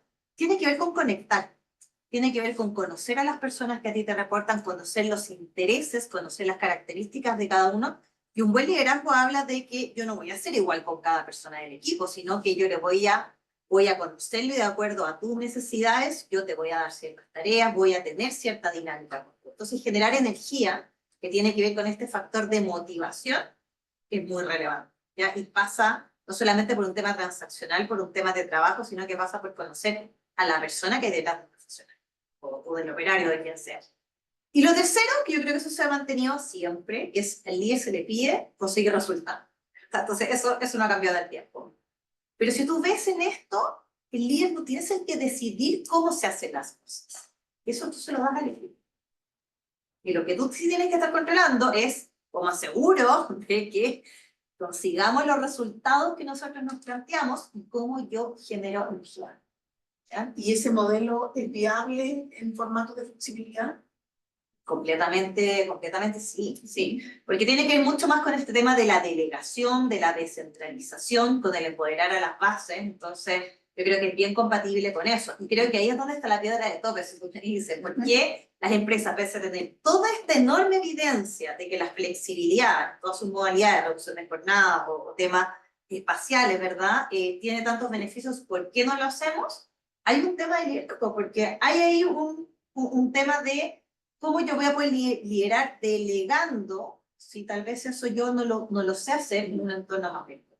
Entonces creo que ahí es donde está la piedra de tope y donde se necesita hoy día este upskilling, ¿no? De todos los líderes, de cómo nos recuestionamos, ¿verdad? Este rol de qué es lo que hace el líder dejar atrás ¿no? este modelo como tradicional de que el líder es el que toma las decisiones, el que tiene que hacer todo, ¿ya? Y como el líder le damos una función mucho más de coordinador, mucho más de facilitador, ¿verdad? Y eso, como digo, va muy de la mano también con una mirada de un entorno, metodologías ágiles. Hoy día algunas empresas lo tienen, pero son muy la minoría, la verdad. O sea, sigue primando principalmente un esquema mucho más tradicional. De hecho, pensar cuando una empresa especial dentro de la estructura laboral, ¿sí? Público, me imagino que algunos quieren Venimos. participar también, ¿no? Así que vamos a Espérate, eso. ¿tú tenías? Sí, Y después sí. lo paso para atrás. Eso. Ya. Oye, primero que todo felicitarlos, súper interesante todas las presentaciones, la conversación, debate, todo. Yo tengo 3 comentarios, prometo ser muy corto, pero fui tomando nota de 3 temas que creo que son súper relevantes que se hablaron. Indemnización por año de servicio, flexibilidad y equidad de género. Respecto a la indemnización por año de servicio, yo creo que ya hay evidencia bastante clara respecto de las trabas que pone al mercado laboral la indemnización por año de servicio. Si el problema es el costo político que asume el gobierno, cualquiera que sea de modificarlo. Evidentemente, compartiendo cierto tu punto, esto si se modifica tiene que ser modificado para los futuros contratos de trabajo. Tal como se hizo hace 40 años atrás, cuando se estableció el tope de los 11 años y de las 90 UF, modificación que es del 14 de agosto del 81. Y de hecho, si todavía quedan trabajadores anteriores al 14 de agosto del 81 y los despiden hoy día, se llevan 43 años de servicio, ¿ya? Pero ese es un tema. Y creo que eso parte de una errónea concepción de los años de servicio. Se cree, por un público bastante mayoritario, que los años de servicio es un derecho que tienen los trabajadores per se. Y no es así. De hecho, la indemnización por año de servicio se genera solo cuando el empleador, por 2 causales del Código del Trabajo, desvincula al trabajador, 2 de las casi 20 causales del Código. Es tan evidente que no es un derecho per se que si el trabajador renuncia no tiene derecho a nada. ¿Ya? Y ahí hay una concepción, principalmente, lamentablemente, ¿cierto?, de muchos grupos de trabajadores que dicen, no, que los años de servicio me pertenecen. Los años de servicio se generan recién si usted lo van a desvincular por necesidad de la empresa o por desahucio. No es un derecho que usted tenga, ¿ya? Y ahí hay y por lo tanto toda discusión parte de la base de que me están quitando algo. En circunstancias que no le están quitando nada porque nada tiene, ¿ya? Pero desde el punto de vista político es un tremendo debate y comparto que va a ser difícil. Pero es necesario y hay estudios de más. Hay varios estudios que están sobre ese tema. Segundo, el tema de flexibilidad. En la comisión que planteaba Benjamín, a mí me tocó liderar esa comisión en 2019, hubo 2 comisiones, 2018 2019, de temas de reducción de jornada. Lamentablemente quedaron en nada, ¿cierto? Ahí ustedes se acordarán las 41 horas promedio, ¿cierto? Y hubo bastante debate, incluso algunos memes de las 41 horas promedio. En circunstancia que lo que tenemos hoy día son 40 horas promedio. Yo me acuerdo, porque los tiempos han cambiado. El año 2019, cuando hablábamos de flexibilidad laboral, y que se planteaban los mismos temas que hoy día están en la ley de 40 horas, porque los temas de flexibilidad que tiene la ley de 40 horas son copy-paste del proyecto 2019. Voy a contar una anécdota. Yo fui al Congreso a exponer el proyecto, la promedio mensual de 40 horas, que está hoy día, la jornada 4x3, la banda horaria y la compensación de horarios por vacaciones. Y un honorable senador de la República, que ya no es senador, voy entrando a la sala, me mira y me dice, aquí viene el precarizador del empleo en Chile. Porque ese era el concepto. Uno hablaba de flexibilidad y era precarizador del empleo.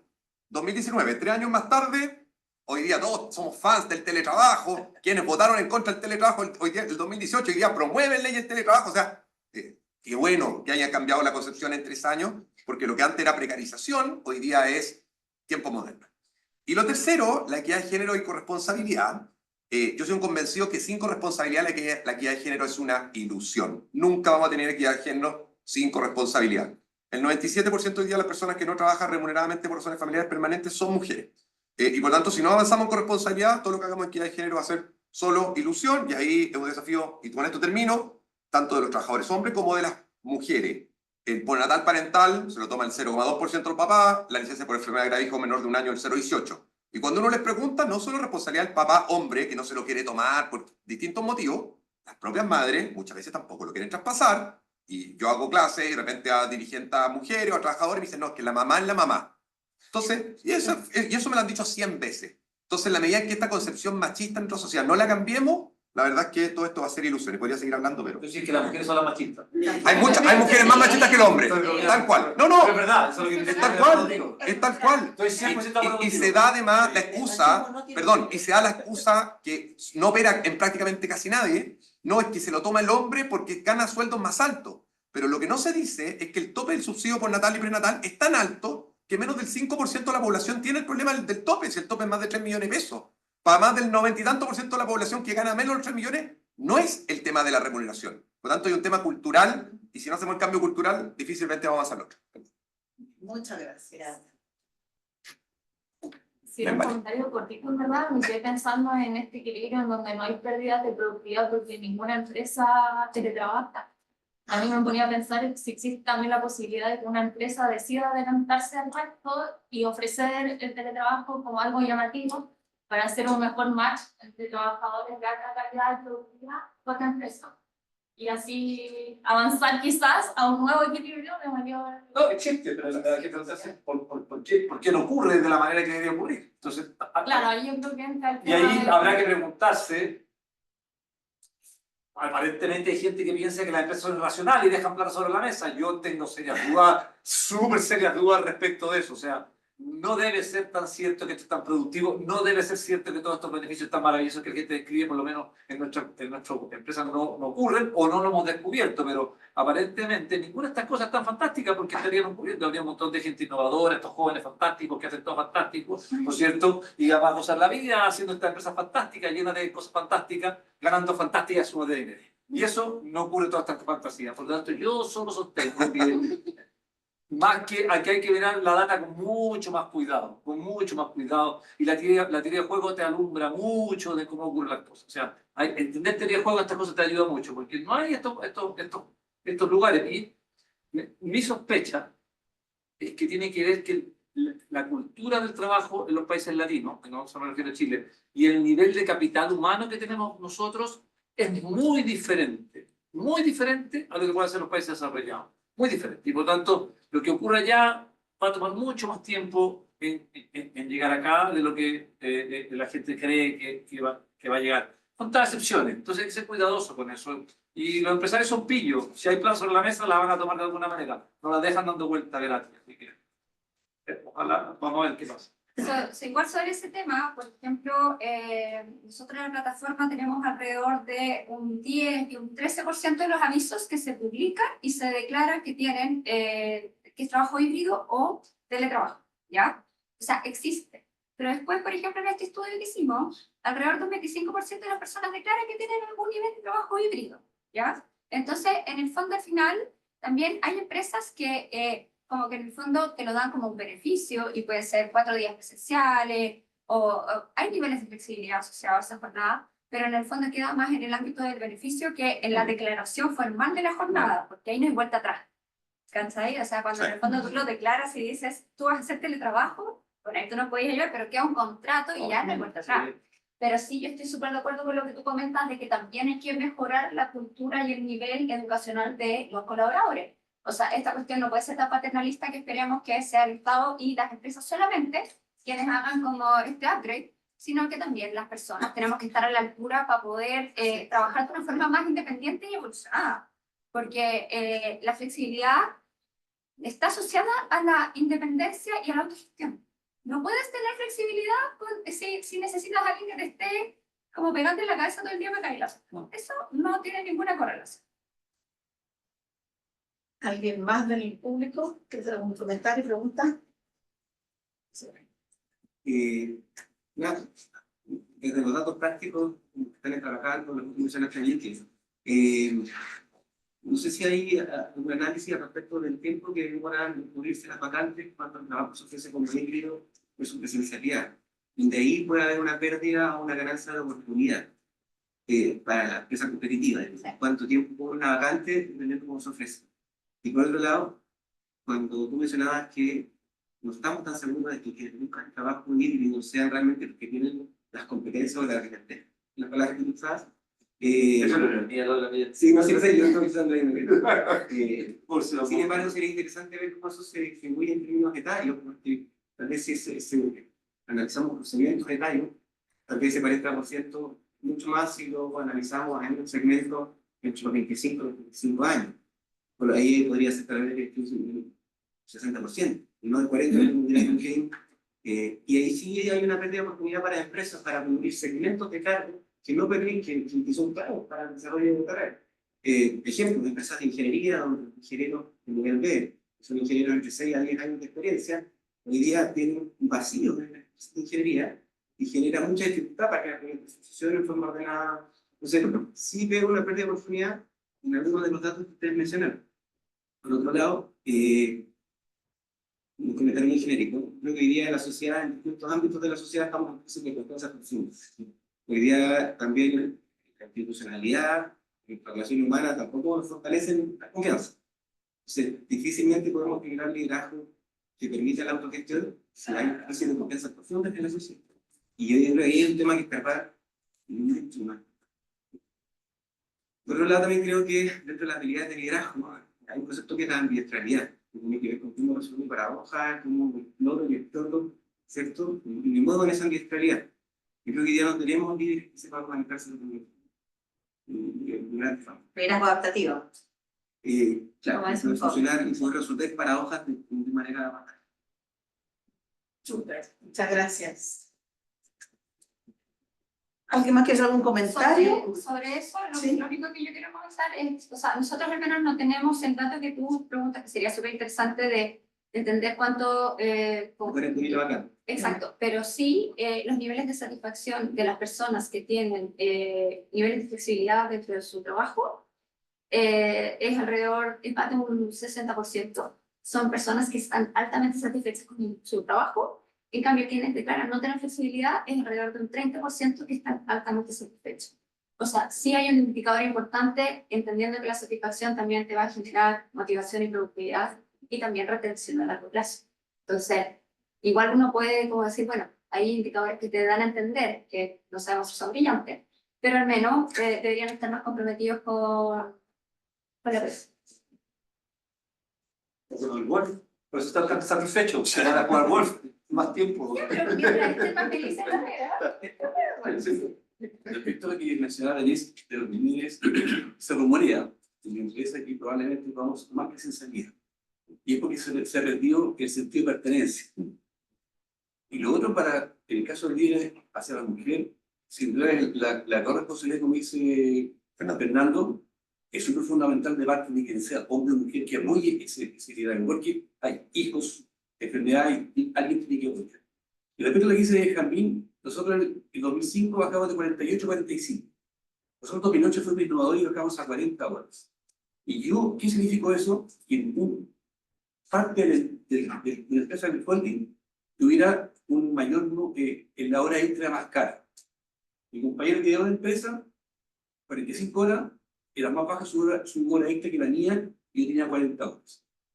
Y lo otro, ¿qué pasó con eso? Que al bajar la reducción de 45, de 48 a 45, el hombre empezó a jugar más fútbol. La mujer, sin embargo, siguió yéndose a su casa a criar a sus hijos. En 2008, la mujer mantuvo esa conducta de irse a su casa a ver a sus hijos. El hombre ahora jugaba partido, pero ahora apareció el tercer tiempo. Hoy día, hoy día, con las 40 horas, apareció un boom del padre. Entonces, y lo otro, Todavía no agarran el golf. Exacto. Es más caro, sí. El golf es público ya, pues sí. Acá el fútbol, el pádel. Y respecto a mencionar de los sugerentes a hacer que tienen más flexibilidad, ¿será porque están contratados con el artículo 22? Que hay el conmigo Sí, yo creo que hay... Sí, pues también eso influye. Sí. Y no me quiero extender más. Era más feliz, pero ahí hay discusión.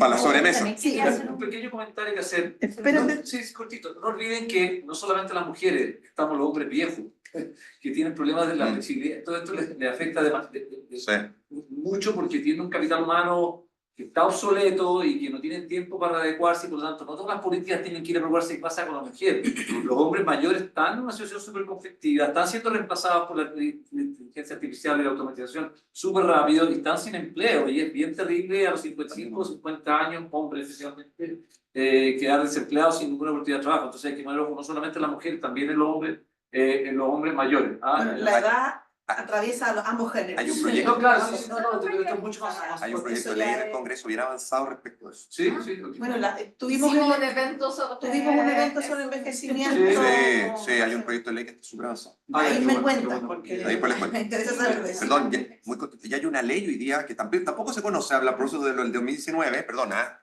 de los estudiantes trabajadores, Sí. que se publicó, entró en vigencia el 1 de octubre del 2019. Ah, mira. 2 días después, estallido social. Y no la conocen hoy día. Y esa ley permite hoy día que un Ah, joven que mira. estudie y trabaja pueda interrumpir la jornada más de una vez al día. O sea, Sí. puede ir a la universidad, volver, etcétera. Puede mantenerse como carga a los padres y no tener que cotizar. Tiene innumerables beneficios. Hoy día la gente no la conoce. Yo hago clases en la universidad. La semana pasada le pregunté a mis alumnos, ¿cuántos trabajan? 6 o 7. ¿Cuánto ocupan este contrato especial para estos trabajadores? No sabían ni siquiera que Oye, existía. esto lo vemos promoviendo hace años. Pero no sé Está, qué- existe. ¿En serio? Fue la primera ley que salió con un tema de flexibilidad el año 2019. Ahí pues te doy el dato. Sí. bueno. Pero ha pasado coladísima, no es O tema. sea, no sé nada, soy pelotudo. Te mando el dato después de la ley. Sí. Sí, está hace años que lo vengo pensando. en el Oye, 2000. yo no quería compartir una reflexión, un tema que planteaste tú, Mariana, de ese tema del beneficio, ¿no? De que como que la flexibilidad es un beneficio para la élite, para los profesionales. Y yo creo que eso viene de Chile, entonces también tomando perspectiva, y de hecho para poner un ejemplo de otro país, que no es anglosajón, sino que es Colombia nuevamente. Colombia hace años está impulsando el tema del teletrabajo, desde el gobierno, mucha alianza público-privada. A mí me tocó viajar algunas veces, bueno, y ellos tienen un tema como más estructural, ¿no? O sea, el proyecto de metro, bueno, está ahí, ha pasado gobierno en gobierno y todavía no hay fecha para cuando el metro va a estar listo. Ellos tienen mucho taco, ¿verdad?, en la carretera. De hecho, ya la restricción se llama pico y placa, y es número par o impar. O sea, la mitad de la semana tú no puedes usar el auto, ¿ya? O sea, es bien seria. Y ellos, producto de todo esto, desde hace varios años empezaron a promover el teletrabajo y trabajo híbrido, ¿ya? Ellos, de hecho, una vez al semestre tienen el día sin carro. Y tiene un documento muy interesante que se llama el Libro Blanco del Teletrabajo, que es público, lo pueden encontrar en internet. Y a mí lo que me encantó como parte de los beneficios del teletrabajo fue la inclusión social. La inclusión social, ¿ya? O sea, personas que tienen discapacidad, que tienen movilidad reducida, esto nos permite incorporarlos al empleo. Y la verdad, te juro que cuando yo vi esto dije, ¿por qué en Chile no se destaca eso? De que es un mecanismo de inclusión, ¿ya? Sino que se plantea como para el profesional, recién egresado, ingeniero comercial, millennial, él le vamos a dar teletrabajo. Entonces yo creo que hay un tema que tenemos que tomar más perspectiva de que acá le hemos dado el enfoque que le hemos dado y que no es necesariamente el enfoque que deberíamos darlo, sino que el potencial yo creo que es mucho más amplio, ¿ya? Y eso es parte de cómo el lenguaje crea realidades, ¿no? Desde cómo se está planteando. Y el otro tema que quería mencionar es, claro, también tenemos que pensar en la inclusión de personas mayores, ni siquiera a mayor, o sea, oye, desde los 50, como decía Felipe, ¿no? El tema, o de los 45, como dirían las que son, ¿no? ¿Verdad? Ahí trabajando, tengo una iniciativa de cómo fomentar el empleo para los mayores de 45, como también ahí tenemos que pensar en reducción de la jornada, probablemente como un súper buen mecanismo. Tal vez yo a los 55 años no quiero trabajar, ¿verdad? 40 horas, y tal vez quiero trabajar con una jornada reducida, pero seguir trabajando. Y la verdad es que las jornadas reducidas hoy día existen, ¿ya? Yo he trabajado mucho en retail, trabajé en Falabella, trabajé en Walmart, y para cubrir los turnos están establecidas jornadas de 20 horas, que generalmente la toman estudiantes, ¿verdad?, que trabajan los fines de semana, o jornadas de 30 horas. Lo que pasa es que esos cargos generalmente están en niveles más básicos, ¿ya? Yo creo que es en los cargos profesionales donde hoy día hay una falta de reducción de jornada. Y cuando yo lo he visto, ¿cuándo es? Cuando generalmente la persona ya lleva años trabajando en una empresa y negoció probablemente con esa empresa, pero claro, la empresa tiene la tranquilidad, me conocen, saben el valor que yo aporto, ¿verdad? Saben que yo voy a ser responsable, entonces me dan un voto de confianza y me gané esto, entonces voy a trabajar y me voy a ir a las 3 de la tarde. Hay una reducción del sueldo, que es lo que te dice esa gente cuando tú hablas con ellos, oye, trabajo lo mismo en menos horas, pero claro, por lo menos no puedo estar en la casa. Entonces yo creo que ahí hay un tema todavía que queda mucho por explorar, y tiene razón Llano, ¿no? O sea, ahí hay un tema de costos de selección. Oye, en vez de, claro, si tengo 2 medias jornadas, tengo que entrevistar al doble de candidatos, tal vez, el tema de formación, el tema de la evaluación de desempeño, tengo que tener 2 reuniones de feedback, o sea, Los se headcounts que empieza- tiene la empresa. Claro, el FTI también, o sea, hay muchas cosas como estructurales que yo creo que están impidiendo eso, pero yo creo que el tema de flexibilidad, pero ver la flexibilidad desde una perspectiva mucho más amplia, no solo reducción de jornada, no solamente desde dónde lo hago, por ejemplo, entradas y salidas diferidas, más días de vacaciones. Hoy día la fuerza laboral en Chile es principalmente trabajo presencial incompatible con teletrabajo.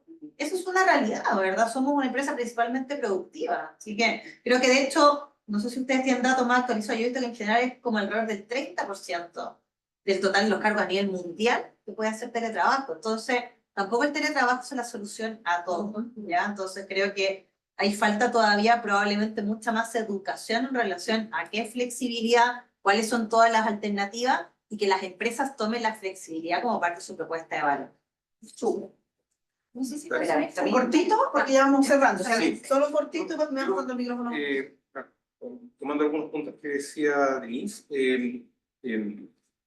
recientemente vi una presentación de justamente un estudio que miraba en Estados Unidos cómo la pandemia curiosamente había abierto el campo laboral para las personas con discapacidades, ¿ya? ¿Por qué? Básicamente se instauró o comenzó una cultura de teletrabajo que después permitió que personas que normalmente no podían teletrabajar ahora sí lo pueden hacer, ¿ya?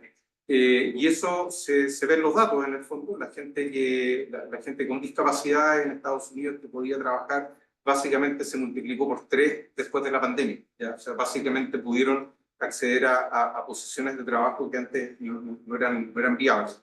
Ahora, en términos más generales, yo creo que como toda esta discusión de la flexibilidad, como que de alguna manera pone en tela de juicio quizás como los bordes de lo que es una empresa, ¿ya? Al final es eso, creo yo, ¿cierto? Un poco está detrás de todos estos retornos a la presencialidad, mi impresión es que lo que está detrás es como el miedo a una cierta disolución del concepto de la empresa, entendido como un sentido de pertenencia que alguien mencionó por ahí, ¿cierto? Efectivamente, si la gente no se reúne, si no se ven, si no habla, hay algo que se pierde, ¿cierto? Es un poco ponerse en la camiseta, de sentirse parte de algo. Creo que algo de eso está perdido y pienso yo que el desafío está en adaptar nuestra cultura y generar líderes que tengan la capacidad de generar este sentido de integración, pese a poder estar en condiciones que no son las presenciales, las tradicionales, ¿ya? Eso es algo que está por verse. Creo que la pandemia nos movió a un escenario muy distinto, muy diferente a lo que estábamos acostumbrados. Y por supuesto que el proceso de adaptación fue dramático en un instante, pero es natural que después de ese proceso creo que venga una cierta reversión, pero pienso yo que en el futuro, en la medida que estos hijos de la pandemia, ¿cierto?, puedan ir desarrollando habilidades o capacidades para adaptarse, creo que vamos a ver más teletrabajo y más flexibilidad, porque también, digamos, esto ha generado el ejercicio de habilidades que antes no eran tan visibles, ¿cierto? La responsabilidad, la gestión, la capacidad de gestionar el tiempo, ¿cierto?, que era lo que mencionaba María Jesús. Creo que son habilidades que la gente cuando llega a un escritorio en una empresa normalmente no se preocupa mucho, ¿cierto? Es como automático. Uno tiene que generarse esos incentivos y esa estructura y esa lógica en las personas que trabajan de manera remota o de manera híbrida. Entonces, creo que esos elementos son importantes a tener en consideración, pero sin duda creo que ya se puso en marcha una cierta revolución y vamos a ver más de esto en el año que viene. Súper, muchas gracias. Palabras al cierre. Sí, o sea, a ver, pensando también en que tenemos una población que envejece. Perdón, todos. Perdón el spoiler. Estamos todos envejecidos. Totalmente, y que el mercado laboral está envejeciendo. Entonces, efectivamente, también tenemos que, como empresas y como Estado, ir generando políticas para poder incluir a las personas y, en el fondo, no hacernos cargo cuando ya no tengamos candidatos jóvenes a quienes recurrir. Entonces, la flexibilidad y estas medidas son necesarias para ir preparándonos para lo que va a pasar de aquí a 5 años, 10 años, porque si pensamos que en 2050 el 30% de la población van a ser adultos mayores, en verdad está al borde de la esquina. Y estas medidas que hoy día quizás parecen un poco extremas, locas, y qué sé yo, después van a ser indispensables para que podamos compatibilizar con la nueva hora. Obviamente estos son temas que todavía están muy en carpeta. Yo creo que la cultura finalmente y el liderazgo son fundamentales y que por más que las políticas públicas tienen que ayudar, finalmente las empresas avanzan mucho más rápido que la política pública y ahí tienen un rol fundamental, sobre todo entendiendo que las personas sí están viviendo. Eso. ¿Algo cierre? No. ¿No? Bueno, entonces... El 2030 ojalá de política pasando, porque es lo mismo que ahora, así que... Entonces, cierro yo. Primero, agradecer a todos, a todas, por la participación. La conversación ha sido súper interesante. Nos vamos con un montón de notas, de más ideas para seguir investigando y pensando y conversando. En la página del núcleo tenemos algunos documentos que pueden ayudar en lo que estamos conversando, por ejemplo, otro policy brief sobre envejecimiento, trayectorias laborales de personas sobre los 50, los 60, y el planteamiento es que las trayectorias son muy heterogéneas allí. Y también tenemos algunos materiales que usamos en los cursos que hicimos de actualización para dirigentes sindicales sobre flexibilidad y explicar que efectivamente hay muchos tipos de flexibilidad, no solo el teletrabajo. Luego va a ser nuestro público reportaje, va a salir luego nuestro video. Y quisiera terminar planteando dos cosas. La primera, bueno, que efectivamente la flexibilidad laboral tenemos que tratar de empujar desde todos los sectores a que no sea un beneficio, ¿no? ¿Sí? Pero hemos discutido que no puede ser, por ahí en una columna con Jan, una manera de compensar el teletrabajo cuando los niños no van al colegio. O sea, hay vacaciones de invierno o se cierran los colegios por virus incisional, teletrabajo para las mamás. O sea, estamos mal. El funeral blanco, sí. Claro. Además, pero además porque efectivamente cuando es considerado un beneficio, hay un estudio muy interesante que plantea que si yo tengo que explicar por qué necesito flexibilidad, no la uso. Si yo tengo que explicar que mi pareja tiene una enfermedad degenerativa y tengo que llevarla al hospital, no lo voy a decir porque eso me va a poner a mí en una posición de vulnerabilidad al interior de la organización a propósito de la confianza. Entonces, no es un beneficio, ¿sí? Y efectivamente es uno de los caminos que genera inclusión cuando no hay que dar explicaciones de por qué yo voy a usar una medida en acuerdo con mi jefe. Y voy a terminar, aunque yo soy, para los economistas, los psicólogos somos cualitativos, pero yo estudio datos. Pero voy a terminar con un relato de un personaje. Se va a confirmar lo que pensamos. Claro, que podría ser mi hijo o no, podría ser mi hijo o no, que trabaja en una empresa que no es del Estado, pero que está asociada al Estado, donde, pues, y es brillante, tiene mucho capital y tiene la posibilidad del teletrabajo. Y efectivamente el teletrabajo, y a veces mientras teletrabaja va al gimnasio y después vuelve y recupera las horas. Y entonces el otro día le preguntamos si él, digamos, le alcanza bien el tiempo, se organiza bien, y dice que no puedo ir más rápido, no puedo ir más rápido que mi jefe. Esa fue la frase que dijo al final. Mi jefe no va tan rápido, yo no puedo ir más rápido que él.